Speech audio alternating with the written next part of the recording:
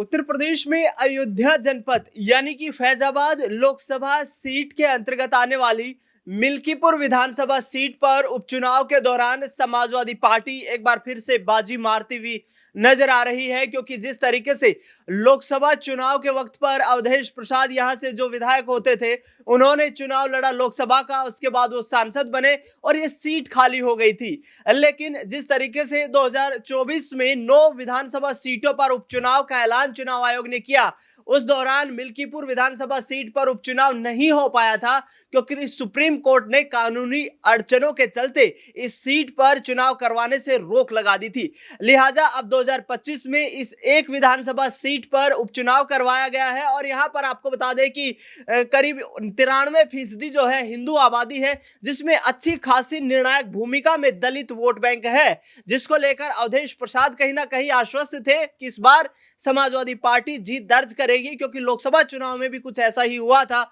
Close fight में Bharatiya Janata party और Samajwadi party के बीच यहां करीब 55,000 वोटों से अवधेश प्रसाद इस चुनाव को जीत गए थे। लेकिन विधानसभा चुनाव में उनके बेटे अजीत प्रसाद पर समाजवादी पार्टी ने दांव खेला। दूसरी तरफ भारतीय जनता पार्टी से चंद्रभान मैदान में थे, लेकिन अखिलेश यादव ने जो ताबड़तोड़ ऐलान किया कि यहां पर उत्तर प्रदेश में कानून व्यवस्था बिगड़ती जा रही है, दलितों, अल्पसंख्यकों और पिछड़े लोगों पर अत्याचार हो रहा है, योगी आदित्यनाथ आंखें मूंद कर बैठे हुए हैं और उनका उत्तर प्रदेश के लोगों के लिए यहां पर कोई ध्यान दिखाई नहीं देता है। इस पूरे मुद्दे पर चर्चा करेंगे। न्यूज रूम में मेरी मौजूदगी है, मेरे वरिष्ठ सहयोगी अमन जी मेरे साथ मौजूद हैं। सर, कैसे देखते हैं इस सीट पर जो शुरुआती रुझान सामने आ रहे हैं, इसमें समाजवादी पार्टी के अजीत प्रसाद जीत दर्ज करते हुए दिखाई देते हैं। क्या समाजवादी पार्टी के लिए अयोध्या जनपद जो है, विशेष तौर पर फैजाबाद ये लोकसभा क्षेत्र की बात करें, ये मजबूत गढ़ बन चुका है? देखिए, जाहिर सी बात है, क्योंकि जब लोकसभा चुनाव हुए तो उस समय कोई भी ये मानकर नहीं चल रहा था कि यहाँ पर समाजवादी पार्टी के अवधेश प्रसाद जो हैं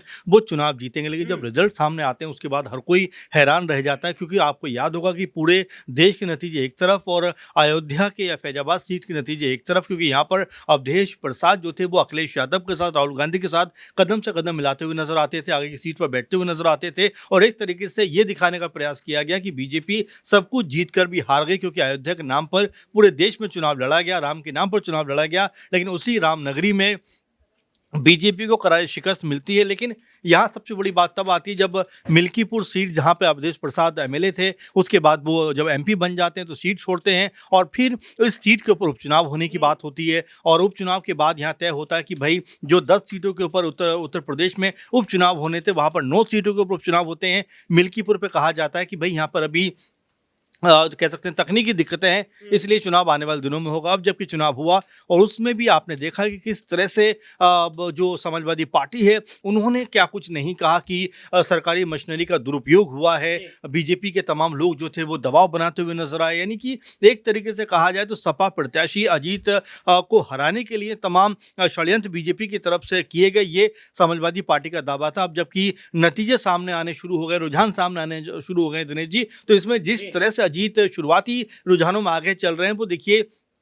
ये बताने के लिए काफ़ी है कि यहाँ पर 2022 में 65% चुनाव, आई थिंक 60% के आसपास चुनाव हुआ था और अब 65% ज़्यादा चुनाव हुआ, यानी कि एक अधिक वोट होने का जो समीकरण समझा जाता है कि ये कहीं ना कहीं सत्ता पक्ष के खिलाफ जा रहा है और हो सकता है जो भी रुझान आने शुरू हुए थोड़ी देर के बाद हो सकता है इसमें अजीत जो कह सकते हैं और भी ज़्यादा तेजी से आगे बढ़ते हुए नजर आ जाए। अमन जी, एक घटना घटित हुई, बेहद हृदय विदारक घटना थी कि एक दलित युवती के साथ वहां पर जिस तरीके से दुष्कर्म का मामला सामने आया है, उसके बाद वो उनका शव जो है मृत अवस्था में, नग्न अवस्था में जो है बरामद हुआ पुलिस को। क्या वो एक टर्निंग पॉइंट था इस विधानसभा चुनाव को लेकर? क्योंकि लॉ ऑर्डर पर बड़े बड़े दावे यहाँ पर प्रदेश के मुखिया यानी कि योगी आदित्यनाथ करते हुए नजर आते हैं, लेकिन अयोध्या के यहाँ पर विधानसभा उपचुनाव से पहले ये कोई टर्निंग पॉइंट बन गया जिसके चलते समाजवादी पार्टी को इस चुनाव में जीतने के लिए मजबूती मिली? देखिए, बिल्कुल पहले जिस तरह से अवधेश प्रसाद उसके बाद रोने लगे और बहुत ज़्यादा कह सकते हैं कि वो वीडियो वीडियो वायरल भी हुआ जिसमें वो ये कह रहे हैं कि मैं उस बेटी की जान नहीं बचा पाया। जाहिर बात है कि देखिए जो सीट है, मिल्कीपुर सीट है, ये दलित बहुल सीट मानी जाती है और यहाँ पर इसीलिए कहा जा रहा था कि अजीत जो है उनका ज़्यादा दबदबा देखने को मिलेगा। शुरुआती रुझानों में जिस तरह से वो आगे हैं, जाहिर बात है कि ये एक बड़ी खबर रही, क्योंकि यहाँ पर जिस तरह सीएम योगी लगातार दावे करते हैं कि उत्तर प्रदेश में शासन व्यवस्था जो है बहुत चाक चौबंद है, तमाम तरह से कह सकते हैं सुरक्षा के पुख्ता इंतजाम है। ये तक दावे किए जाते हैं एक चौराहे पर अगर कोई गुनाह कोई कह सकते हैं किसी के साथ में आपराधिक घटना को अंजाम देता है, अगले चौराहे पे उसको पकड़ लिया जाएगा। लेकिन तब ये कहने के बावजूद भी अगर अयोध्या में इस तरह की घटना होती है तो जाहिर बात है इसका फर्क पड़ता हुआ नजर आता है दिनेश जी। और एक बात और भी देखिए,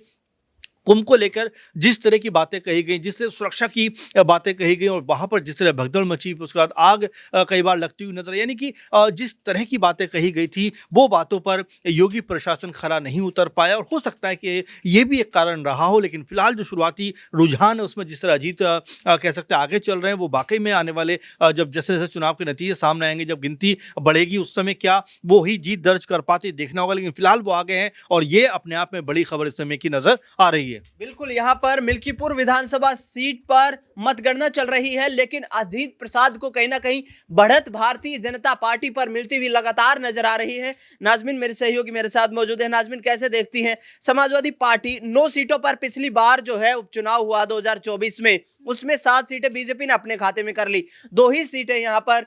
सीसामऊ सीट और करहल विधानसभा सीट समाजवादी पार्टी के खाते में आ पाई। क्या मिल्कीपुर जीतकर कहीं ना कहीं 2027 में मजबूती का संकेत अखिलेश यादव दे रहे हैं? देखिए, अखिलेश यादव बिल्कुल ये दावा करते हैं कि लोकसभा का जो परिणाम सामने आया था, यहाँ पर भारतीय जनता पार्टी को मुंह की खानी पड़ी थी, यानी कि भारतीय जनता पार्टी पिछड़ती हुई समाजवादी पार्टी के मुकाबले नजर आई थी। और इसी आधार पर अखिलेश यादव ने उपचुनाव जो 9 विधानसभा सीटों पर हुए थे वो दावा करते हुए भी नजर आए थे, लेकिन जो अधिकतम सीटें समाजवादी पार्टी की थी वही सीटें समाजवादी पार्टी के खाते से चली जाती हैं। सिर्फ सीसामऊ और करहल विधानसभा सीट पर समाजवादी पार्टी की पकड़ देखने को मिलती है, लेकिन मिल्कीपुर विधानसभा सीट का ये उपचुनाव इस और भी इशारा करता है कि फैजाबाद लोकसभा सीट पर भारतीय जनता पार्टी ने राम मंदिर का मुद्दा मुखरता के साथ उठाया था और ये कहा गया कि भारतीय जनता पार्टी विपक्ष के दलों को सभी को न्योता दे रही है कि राम मंदिर आइए,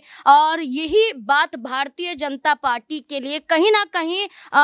लोकसभा चुनाव में उन्हें खामियाजा के रूप में देखने को मिली। क्योंकि देखा जाए तो कई वहां पर रहने वाले अयोध्या निवासियों का ये कहना था कि किस आधार पर उनके घरों को उजाड़ा गया और किस तरीके से वो वहां पर बसे हुए थे, उनके दुकानों को उजाड़ा गया, ये भारतीय जनता पार्टी के रहते हुए हुआ है। तो ऐसे में खामियाजा भारतीय जनता पार्टी को भुगतना पड़ा। लेकिन मिल्कीपुर उपचुनाव की बात करें तो इससे पहले विधायक यहाँ पर अवधेश प्रसाद रह चुके हैं,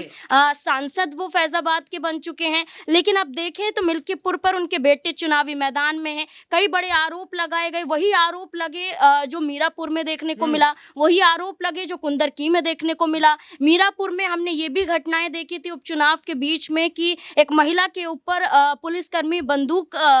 एक उठाते हुए तानते हुए दिखाई दिए थे। उस दौरान महिला निडर होकर सामना करती हुई भी दिखाई दी थी। तो नाजमीन, ये आरोप तो इस उपचुनाव में भी लगाए गए यहाँ पर कि महिलाओं को वोट डालने नहीं दिया जा रहा है, या पोलिंग स्टेशन से जो लोग वोट डालने आ रहे हैं उनको पुलिस वापस भेज दे रही है। कहीं ना कहीं क्या वाकई में चुनाव आयोग पर जिस तरीके से भड़कते हुए अखिलेश यादव नजर आए, क्या चुनाव में कोई धांधलीबाजी गड़बड़ी की या शासन प्रशासन पर कोई दबाव की यहाँ पर गुंजाइश दिखाई दी? देखिए, चुनाव आयोग से ज्यादा तो शासन प्रशासन पर ही सवाल खड़े होते हैं कि आखिरकार जहां पोलिंग एजेंट का काम होता है, अधिकारियों का काम होता है, वहां पर पुलिस अधिकारी कैसे आईडी कार्ड चेक करते हुए नजर आ रहे हैं, बैरिकेटिंग करके उन्हें रोका जाता है, आईडी चेक किया जाता है, कुछ एक समुदाय की महिलाओं की उनका नकाब हटाकर देखा जाता है, कुछ महिलाओं को रोका जाता है। तो ये आरोप समाजवादी पार्टी ने लगाए और ये भी लगाए कि खुद एसपी हैं जो पोलिंग बूथ के बाहर देखे गए, वो खुद धमकाते हुए नजर आ रहे थे,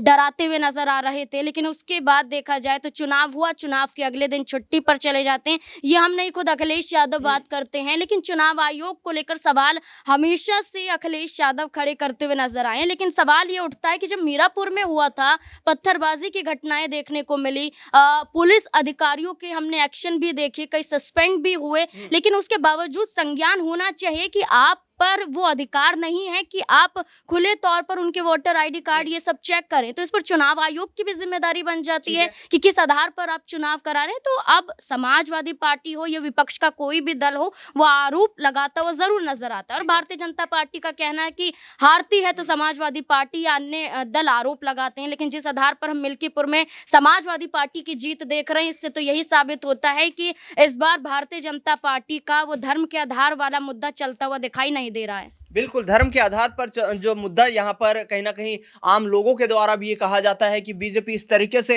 हिंदुत्व के नाम पर हिंदू वोट बैंक को अपने कब्जे में करने की कोशिश करती है, जिसके आधार पर उन्हें चुनाव में फायदा मिले, तो वो फैक्टर भी यहाँ पर इफेक्टिव नजर नहीं आता है। सिराज मेरे साथ मौजूद हैं। सिराज, किस तरीके से देखते हैं मुस्लिम फैक्टर वोट बैंक का जो फैक्टर है वो यहाँ पर कुछ खास कमाल नहीं कर सकता, क्योंकि मात्र 6% मुसलमान इस सीट पर है, लेकिन दलित पीडीए की जो राजनीति है यहाँ पर अखिलेश यादव की, क्या मिल्कीपुर विधानसभा सीट पर वो पीडीए फैक्टर समाजवादी पार्टी के लिए एक बार फिर से काम कर गया? जी देखिए, जाहिर सी बात है, जिस तरीके से शुरुआती रुझान में समाजवादी पार्टी आगे नजर आ रही है, मुझे लगता है कि कहीं ना कहीं पीडीए एक जो उनका एक स्ट्रेटजी है वो जमीनी तौर पर काफी एक्टिव नजर आया। और जिस तरीके से हाल ही में अभी जो घटना हमें देखने को मिली, जिसका जिक्र आपने शुरुआती वीडियो में किया, तो कहीं ना कहीं देखा जाए तो उसका असर भी काफी ज्यादा इस चुनाव पर देखने को मिला। और मिल्कीपुर सीट देखिए दिनेश, ऐसा है कि इसको अखिलेश यादव पहले ही इस बात को समझ रहे थे कि जिस तरीके से चुनावी प्रक्रिया के दौरान हमें तमाम तरह की जो शिकायतें देखने को मिली समाजवादी पार्टी की तरफ से, अखिलेश यादव ने पहले ही कह दिया था कि ये चुनाव जो है वो सबसे ज्यादा निष्पक्ष होने वाला है।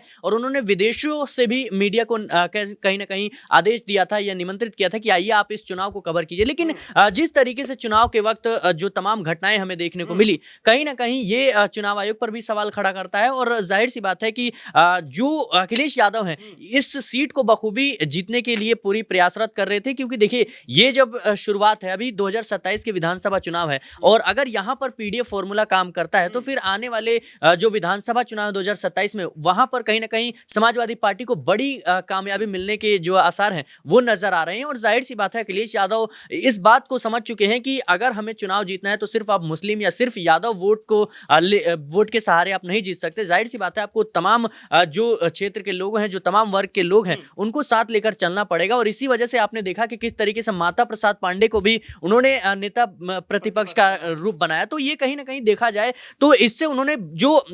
अपर कास्ट थी उनको भी एक संदेश देने की कोशिश की कि कहीं ना कहीं ऐसा नहीं है कि हम सिर्फ दलितों के साथ हैं या फिर हम ओबीसी या मुस्लिम पिछड़ों के साथ हैं, हम आपके साथ भी हैं और हम न्याय की बात करते हैं। और देखिए, संविधान की बात वो लगातार उठा रहे हैं, संविधान को लेकर के लगातार चर्चा कर रहे हैं। तो ये मुझे लगता है कि अखिलेश यादव की जो स्ट्रेटेजी है ये 2027 में भी बड़ी कामयाबी दिला सकती है। और इस चुनाव में तो खैर दिख ही रहा है, इस चुनाव में तो खैर दिख ही रहा है कि समाजवादी पार्टी मजबूती के साथ जीत की ओर आगे बढ़ रही है। और ये डबल यहाँ पर अटैक होगा, कहीं ना कहीं देखा जाए तो दूसरा बड़ा झटका होगा भारतीय जनता पार्टी के लिए इस विधानसभा उपचुनाव में। यदि यहाँ से हार मिलती है तो कहीं ना कहीं बीजेपी के लिए आगे आने वाले वक्त में एक हिंदुत्व का कार्ड उत्तर प्रदेश में खेलना मुश्किल हो जाए। मतगणना के जो नतीजे हैं वो काफी कुछ आगे आने वाले वक्त में उत्तर प्रदेश की राजनीति में यहाँ पर महत्वपूर्ण भूमिका निभाएंगे। किस तरीके से उत्तर प्रदेश में अब समाजवादी पार्टी 10 साल के योगी आदित्यनाथ के शासन के बाद कमबैक कर पाएगी, वापसी कर पाएगी। मेरे फिलहाल न्यूज रूम से इस खास कार्यक्रम में इतना ही। देश दुनिया से जुड़ी तमाम बड़ी खबरों के लिए आप देखते रहिए SPN 9 न्यूज।